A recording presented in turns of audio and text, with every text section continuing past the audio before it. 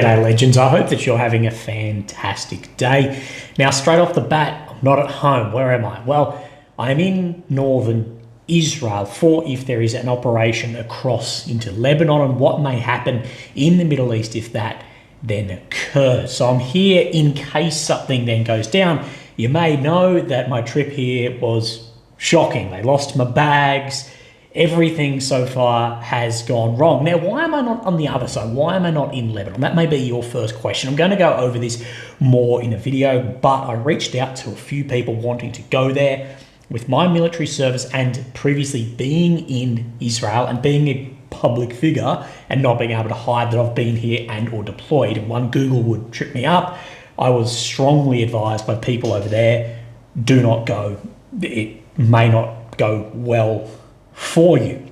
So just straight off the bat, we're going to talk about Ukraine. We're going to look at fighter aircraft and how that's been really bad for Ukraine. And the front line is really collapsing in then a lot of spot. Let me fix my Sam Sulik style microphone. So we're going to look over that geolocated footage, some photographs, some claims, a little bit of everything. What I want to say right in the beginning is yes, I know you guys watch these videos and the maps and this and that, but I like to be on the ground doing work as well. And if you want to support me and the work being on the ground like this and continuing to be able to do it, the links down below, they help me out so much. Also your views, of course, that helps as well. So it really helps me be able to maintain doing this and doing stuff like that into the future. Shameless plug right there. Now, if it's a little bit more messy than usual, I'm looking down at some notes I have here. But let's have a look at where the front line's moving after we have a look at some claims and some things that have been taken out and why this may be having then more effect. So look,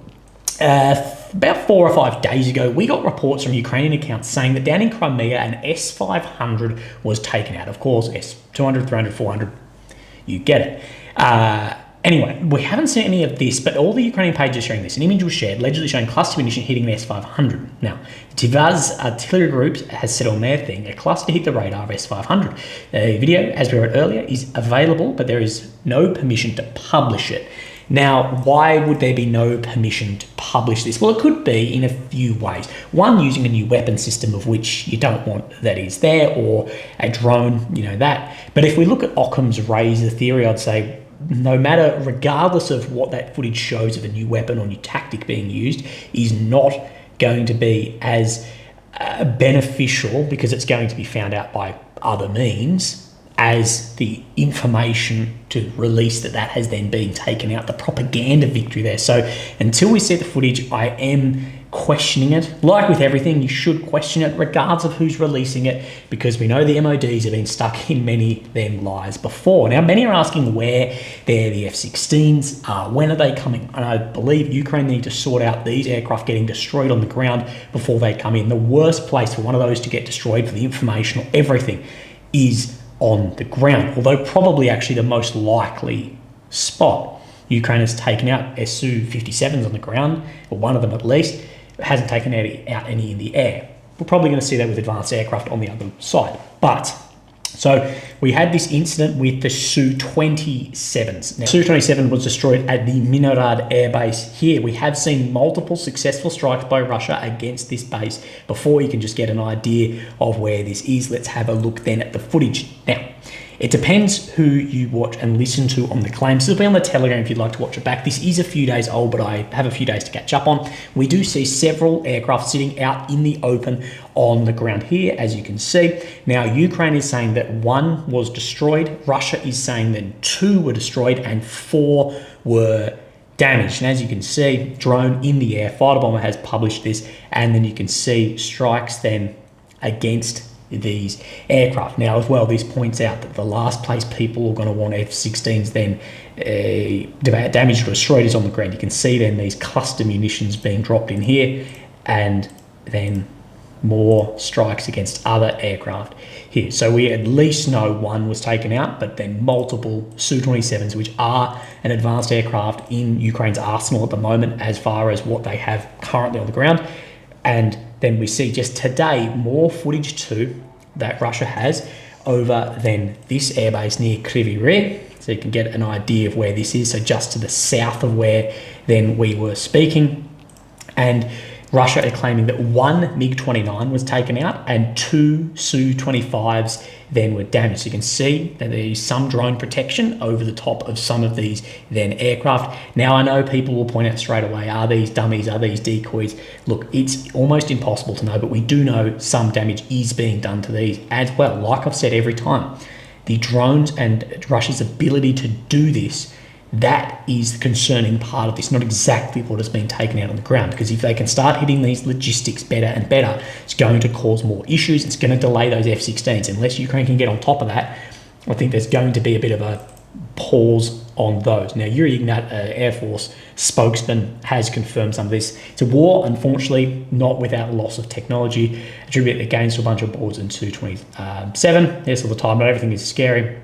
Air Force is doing everything it can to counter the enemy, mislead the enemy, including mock-ups and other means. So, look, there's some claims there to try and shift away from exactly what it was. What we do know is Ukraine is not having much success at the moment with its aircraft on the ground. Regardless if it was 2 taken out, 3 taken out, whoever, which way you're going to lean, the drones in the air, over the airbase, and missiles hitting it, clusters, whatever, even if that is then a decoy, that is still a really, really big issue that Ukraine's going to have to then get on top of. Let me have a look at my notes. Am I missing anything?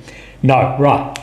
Here we go. Well, the front line has started to collapse. Not only this, Russia has opened a new front line, a new axis. Now, let me talk on attritional war, a frontline collapse. I think a lot of people are thinking just in a day, you're just going to bang, bang, bang, like we saw in Kharkiv, Kherson, in Ukraine's favor, like we saw maybe in the beginning for Russia.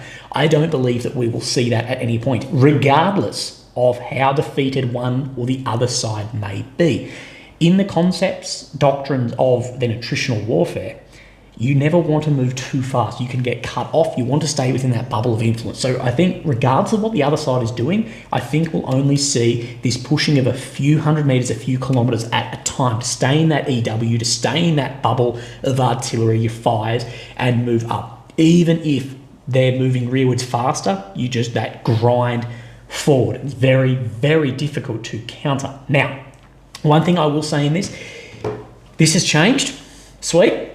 I'm not fully over it yet, but let's have a go for it. So, of course, here's Ukraine, the centre, the capital of Kyiv. The red areas occupied since 22, the purple since 14, and of course, this white. These are then the defensive works. Now, we want to come up into the north first here. Now, Belgrade and Kharkiv.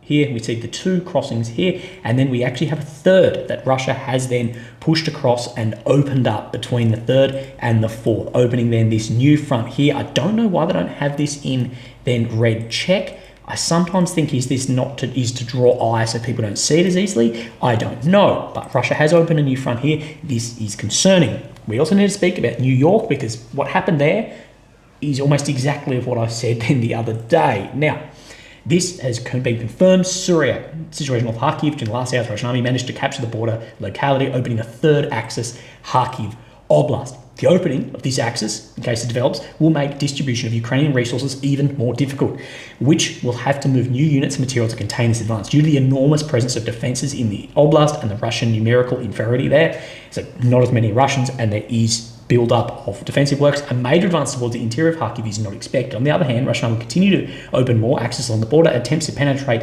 these areas in Sumy to confirm the tendency. So exactly what we've been saying in here is Russia will open up these other areas. Even if they just come in a few Ks, Ukraine and the way Ukraine operate, they're so concerned on optics, will have to plug that and want to then push this back, just like these we spoke about, was probably the best here, just to let Russia take this until your defensive line and they won't move forwards. But Ukraine, we've seen, has chosen to deploy heaps of soldiers in here and push this back, not only reserves, but people of other fronts, and those other fronts are now suffering because of this.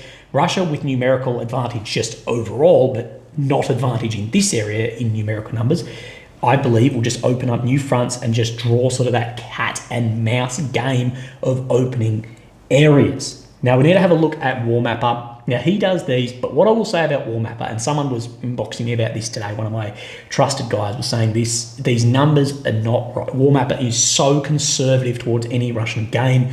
It is more than this, and Deep State itself shows more than this, but you can see then the Russian gains here, over 200 square meters in May, which is around about what Ukraine made back in June. That said, War Mapper is very conservative towards any Russian gain, but I do like those graphs. I wish we'd get more of those. Now, where I want to come straight off the bat, because half of you are clicking off by now, but I want to come down into the New York front.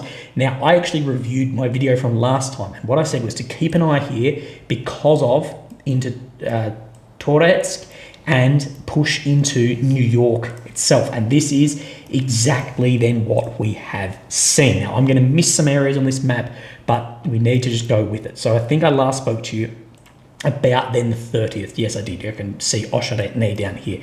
So let's step up. Then we see to the 2nd, not much. To the 3rd, we see the grey zone then shift up into New York.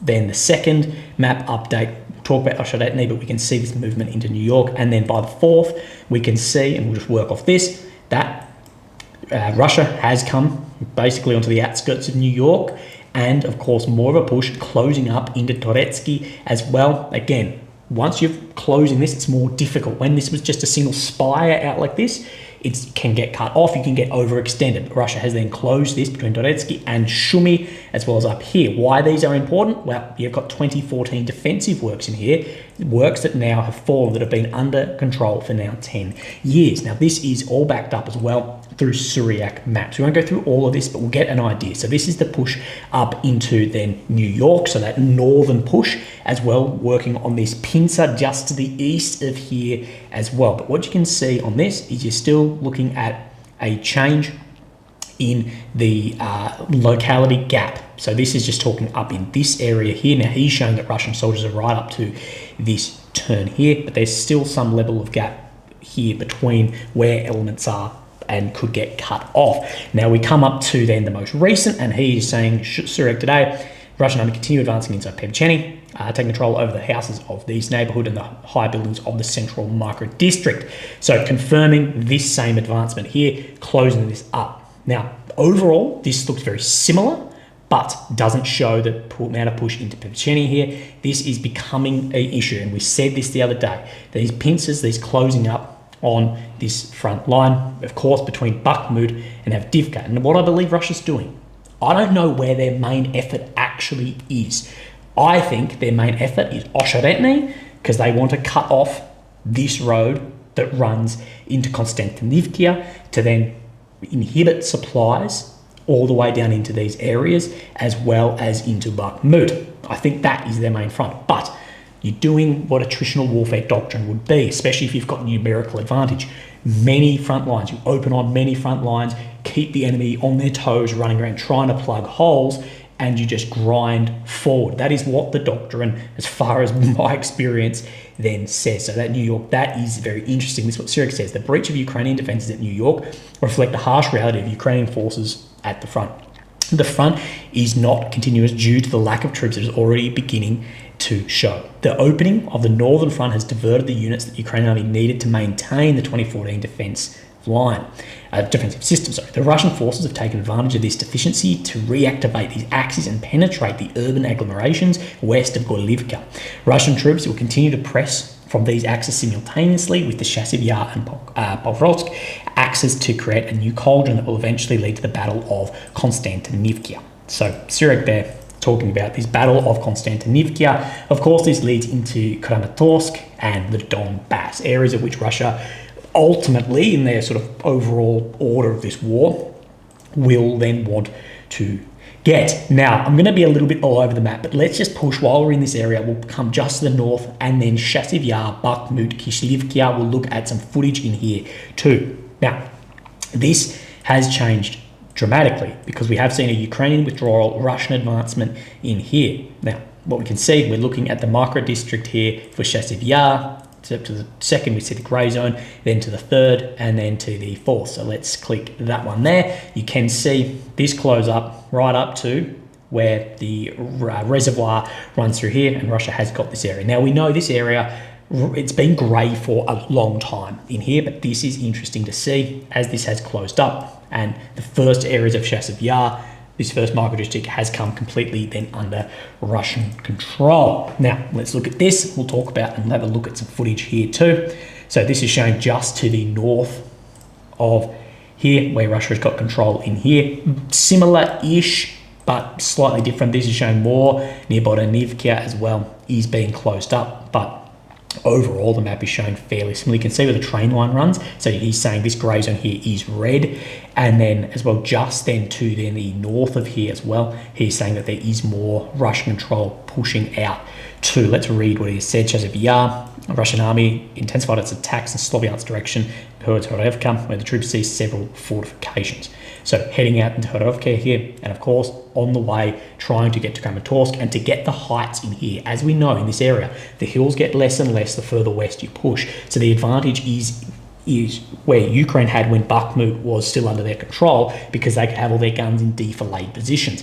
As this moves more west, the ground is going to flatten out. If flat ground gives, doesn't give advantage, but you want to fight in more close terrain if you are the smaller force. So I see Ukraine is very deadly in somewhere like the Kremenar Forest, because you can work with higher trained, less people, opposed to if you've got more maybe lower trained. That said, in Chasiv Yar, the guys I speak to here, they're coming up against apparently some really good Russian units led by either ex-Wagner, VDV, or Spetsnaz guys, mixed in with smaller platoons of normal Russian soldiers and leading those and performing well there. That's the guys I speak to on the ground in here.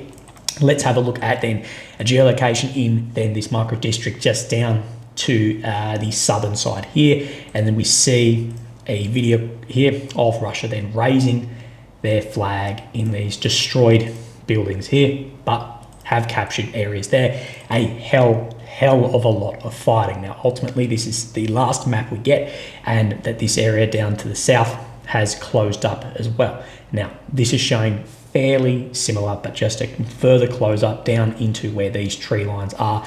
But this does look very different down towards Kishlivka. You can't get a full idea down here, but Russia have more control over there according to Suryak. Now let's have a look at this. Let's have a look where this road runs down here, Kishlivka, and then the train line. So what we're looking for is Kishlivka, train line, road down here.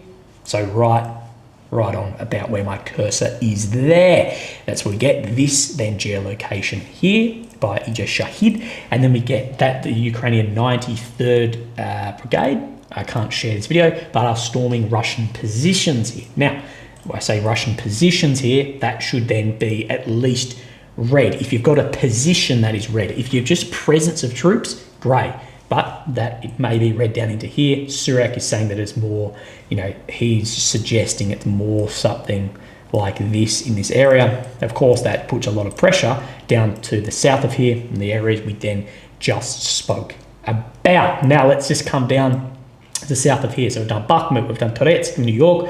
Now this is the Osheretny Avdiivka front as well. We have seen some significant changes in here. We last spoke on then the 30th. We saw this then close up. That was a lot, I believe, 1.5 kilometers in a day. Furthermore, we then see the next day near Yevnihivka, we see a further Russian advancement. Then the next day, it's hard to not get your eye tracking up to New York, and then more push along the train line, this road as well, just to the north of where we then spoke, and then till today being the 4th, a closeout of Yevnihivka Sokil front. Of course, this is exactly like I've said. We will see these open grounds fall very fast because the ability to defend open ground is going to be very difficult rather than these urban environments. So Russia is pushing through urban to urban center, and these open grounds, such between Yasna-Borodivka, Neteryove, Novoselivka, in these, I believe, will fall fairly rapidly because of the ability to defend it. But it's also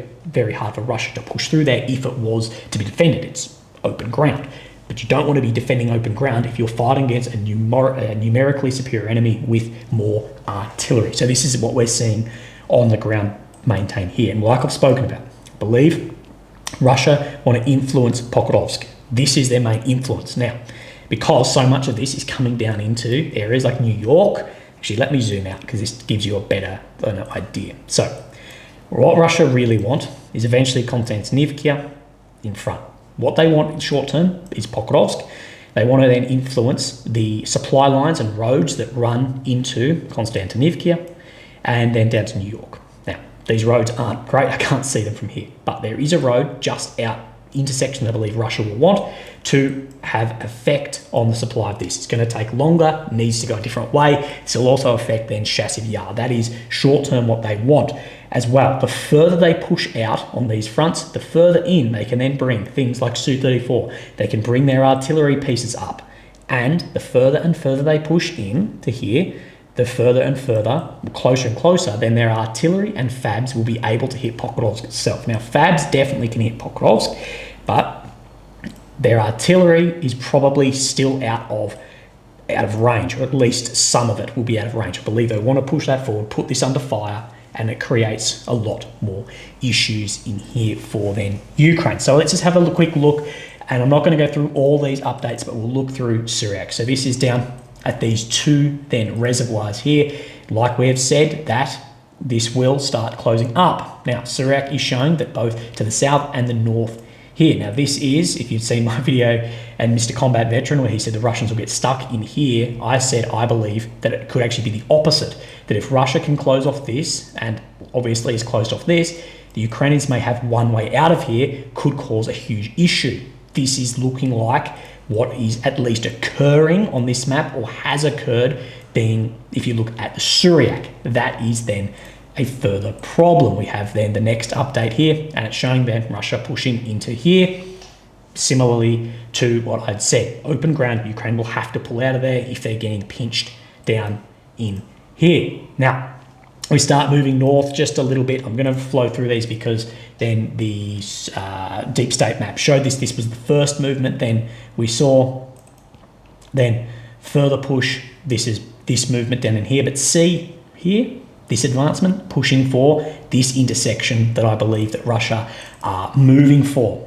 Force moving down then this train line here, filling out these directions, which Prohez, fairly close between then the two maps, and then we get to the map of today and showing fairly similar. I'm not going to go needle picking down in here, but fairly similar in these directions, but expanding that front more, having more of then control and an issue of what is happening there for Ukraine. This is a difficult situation to try and stop then the momentum that Russia does have. Now, Volchansk, there's no change in here for a while on either of these fronts, not showing anything, and still shows this disconnect, which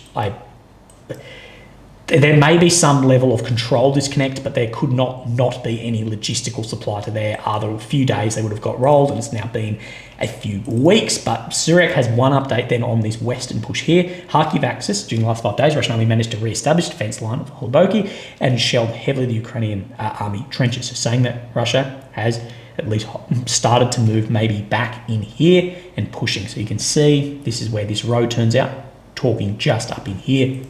No confirmation on that, but it does look like Ukraine and Russia are committing to both of these front lines. Now, let's have a look down the map just a little bit. So we'll come in the northeastern sort of pocket up in here. We're looking for Yahidny Tabayevka. So this is Yahidny here. I'm still not used to the new map. Now, let's have a look. So it does say that Russia has had an advancement just out in this direction here. Now, let's just have a quick look on Deep State and see if this has been shown over the last days. No, then it hasn't been, but that is what Syriac is showing on his map. Now, we'll just move down to Makivka just a little bit. I believe there was some movement right here somewhere the other day. No, am I wrong? I'm thinking, oh no, that's what I'm thinking of. This Spire push out to the second, so better Stovey. We see some grey, and just in here that Russia made some ground in there as well. Then we come down to Makivka. Is anything being shown here? Yes, it is. So up to the second. Oh, what have I done? And then to then the there. So we see that Russia has made some ground and then closed up that as well in Makivka. Now this is shown as well by then Syriac, but it does show very different because of the push on the south is far less detached than it may show on this, and far more further over this road into Makivka. See how it's crossing? Regardless, it does show, we can confirm that there is definitely some movement here. Now let's push down the map a little bit. Now I'm just going to have a look. No changes in here. We do see this, of course, then turning green because it's been then over 2 weeks. Then Vermimka Spurny front, no changes in here. This is still somewhere really to keep your eye on for the envelopment in here as well. We've looked at these fronts. Now, there was Krasnoyarsk front here. Let's have a look here. No changes shown. Oh, sorry, there is a change shown. I was on the wrong one. So we'll talk about Nevelsky in a second. Then we see to that one, we see this control out from here. This is very similar to what Surak has been showing then for a while in here, but we can confirm this as well. There has been further Russian advancement into Krasnoyarsk. These are now showing very similar between Deep State and then the Ukrainian, and the Surak map as well. We can see as well Nevelsky, a crossing for Russia up into here, pushing that further, closing this further envelopment. This open ground here too may come under some pressure as well. Now, let's go to this Ugledar front. I'm just going to have a quick look, see any changes in here. Nothing really to speak of. Then we come, this is an area I said to keep an eye and another look because of Russia pushing into Herovka, Konstantinivka Mark II in here, and Pereskovskia. This road is under then shell fire control that will put this area in jeopardy. We have seen similar to this. I don't want to say I told you so, but oh my God. But there's some predictions which are coming true. This is then confirmed by Surak map here. Reaching positions 3Ks toward Ugledar. This is becoming an issue for this road as Russia continue to advance in here. Now, let's come just to the west of here. We're down now in the south. Now, Staromorsky, this front, we have seen some movement here recently from Russia.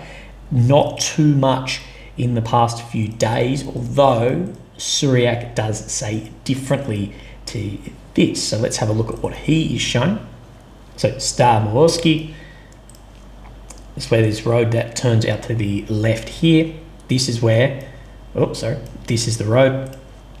So Surak map is showing that this is more coming under control here, trying to recapture this defensive line that Russia lost in Ukraine's 22 counter-offensive. You can see these lines. This is what Russia will want. If they get those back, a lot of the cost of that offensive, then people will look at and go, well, what was in the point of it? Now, let's just have a look down to then the west of here. I don't believe there's any other major changes. It is worth this Huliopol. Keep an eye out here. This would be an important area. No change in Robotny. Now, let's see if we have any changes here around this Lobkove front. Now, no changes, but I believe Surak made a map correction just in here. He did, so if we zoom in, so near Lobkove, that just in here, that map modifications were made, showing Ukrainian army control of then these positions, still in the same position as here. So very interesting. Now, I didn't check it in my before. This is an area I just do not know what is occurring down in here. Some are saying that Ukraine has pushed back of Krinky. Some are saying they haven't. Regardless, I don't know. Now, legends, I just want to say I do apologize for quality of this if it isn't as good as usual. But again, if you want to support me, you want to support my being on the ground work, consider, I guess, you know, there's Patreon, there's PayPal, there's watching this through, there's whatever you'd like to do. But I really appreciate you guys being here, taking the time out of your day to watch me. So have a great day, and I'll speak to you tomorrow. Thank you. Bye-bye.